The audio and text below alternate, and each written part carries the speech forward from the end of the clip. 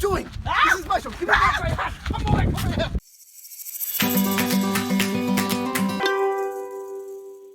Welcome back to the Birdwatch with Isaac Acker. On this episode, we'll be focusing on the woodpecker. Two woodpeckers which we'll be focusing on today will be the downy and hairy woodpeckers, which both live throughout Riverview and New Brunswick. They love to live in open woodlands or deep forests, and will live in any type of wood, whether it be soft or hardwood. It is often hard to determine what is the difference between a downy and hairy woodpecker, but there's a couple tips in which I can tell you, which will help you identify these two different species of woodpecker. First thing is, the downy woodpeckers often have a shorter bill than the hairy woodpecker, which has a longer bill. The downy woodpeckers will also be seen standing on branches, while the hairy woodpeckers love to stand on trunks where they would often feed. The downy woodpecker also is a little bit smaller than the hairy woodpecker, which is often a larger woodpecker compared to the downy, which is often the same size as a red-bellied nuthatch. The hairy woodpecker also has a cleaner head, while the downy woodpecker has a frazzled head that looks like it just got out of bed. The calls are also very different, as the downy woodpecker has a call that goes like pike, like this,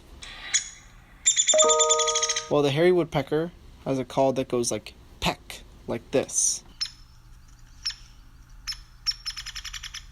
These woodpeckers oftentimes don't have as many songs, as they only use their calls, and what they'll do to communicate is oftentimes they'll bang their bills against the trunks, which will help to communicate with other birds. Now, when you're looking for woodpeckers, like these two species, it's often hard to see them because they will move to the other side of the tree when you try and look for them, which is pretty interesting, just like squirrels. They also use their long, sticky tongues to reach into trees after they've pecked at them in order to get the grubs and stuff that they like. Also, you can determine the differences between male and females of both species because the males have a red on the back of their head, which allows you to be able to determine them because the females don't have that. If you want to attract these woodpeckers to your yards, there's a couple simple things you can do.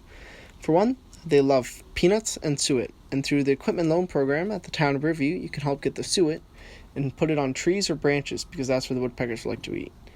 Or you can also use peanuts because woodpeckers love the challenge of getting through peanuts.